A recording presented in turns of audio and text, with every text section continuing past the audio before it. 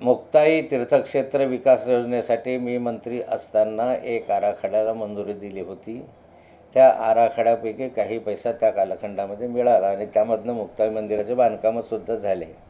आत्ताही 9 कोटीच्या त्या आराखड्यातले काही पैसे आताही उपलब्ध झाले। हा आराखडा 100 कोटी रुपयाचा त्या संदर्भामध्ये होता आणि नंतर मंदिराच्या संदर्भामध्ये 25 कोटी रुपयाचा आराखडा होता।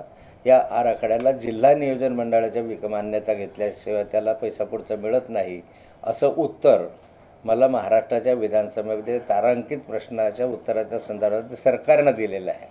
या ठिकाणी 7 वर्ष झाले मंदिरासाठी 1 रुपयासुद्धा मिळालेला नाही सरकारकडून।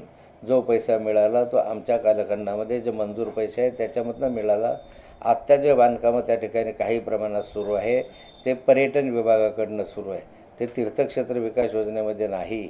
मला असं वाटतं की या संदर्भामध्ये आमदार महोदयांनी जर त्यांना मुक्ताईविषयी प्रेम असेल, श्रद्धा असेल तर सरकारला सांगून मुक्ताई मंदिराचा विकास करावा, त्याचा जीर्णोद्धार करावा, जे अपूर्ण अवस्थेत 7 वर्षापासून आहे। खडसे साहेबांना मी ते अजून परत विनंती करू इच्छितो की थोडंसं अभ्यास करत चला। अभ्यास कमी पडायला लागला आहे, तुमचं जरा चित्त ठिकाणावर नाही आहे। डिसेंबर 2022 मध्ये मी 2,53,00,000 रुपये, त्याच्यानंतर मार्च 23 मध्ये 2,55,00,000 रुपये अशा पद्धतीने 2 वेळा पैसे आणले। त्याचे GR माझ्याकडे, मी सगळ्या पत्रकारांना ते GR दिले आणि ते तसे तारखाही दिल्या। म्हणजे 5 कोटी रुपये आपण त्या काळात आणून या मंदिरासाठी, म्हणजे मंदिराचा मूळ गाभा आणि मंदिरासाठी आपण तिथे ते पैसे आणून फंड्स वितरित करण्याचं करून ते काम कायम चालू ठेवलेलं आहे। 15 कोटीच्या संदर्भामध्ये आपण मंत्रालयामध्ये एक बैठक घेतली होती। 15 करोड रुपयाचा नवीन विकास आराखडा तुम्ही सगळ्यांनी बातमी लावली होती। त्या याला मुख्यमंत्री, पुनर्वसन मंत्री, पर्यटन मंत्री आणि विविध मंत्री आणि सगळे सचिव त्या मिटिंगला होते। त्या मिटिंगचे तुम्ही व्हिडिओ आणि दाखवलेला आहे।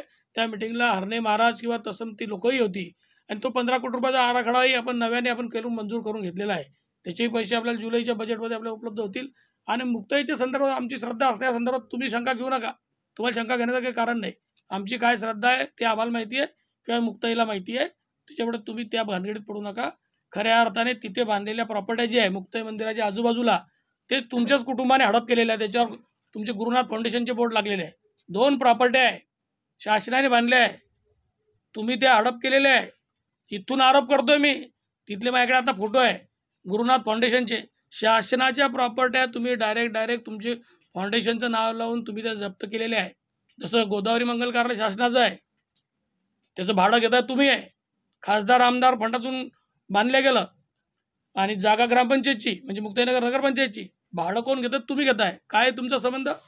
अशाच पद्धतीमध्ये अशा सगळ्या प्रॉपर्ट्या ॲक्वायर करण्याचं काम तुम्ही आजपर्यंत केलं आहे। शासनाच्या प्रॉपर्ट्या ॲक्वायर करून लोकांना छळायचं, शोषण करण्याचं काम तुमच्याकडून झालं आहे।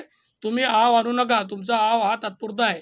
आम्ही विकासाचं काम करतोय आणि माननीय मुख्यमंत्री देवेंद्र फडणवीस साहेबांच्या नेतृत्वामध्ये मुक्ताईनगर नव्हे तर पूर्ण परिसरामध्ये विकासाची चांगली गंगा वाहते आणि चांगलं काम होईल।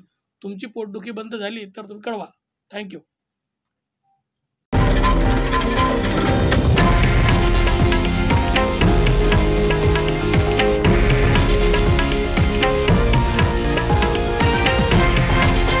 हे आहे देशातील नंबर 1 न्यूज नेटवर्क आणि आपण पाहत आहात TV9 मराठी, एकमेव।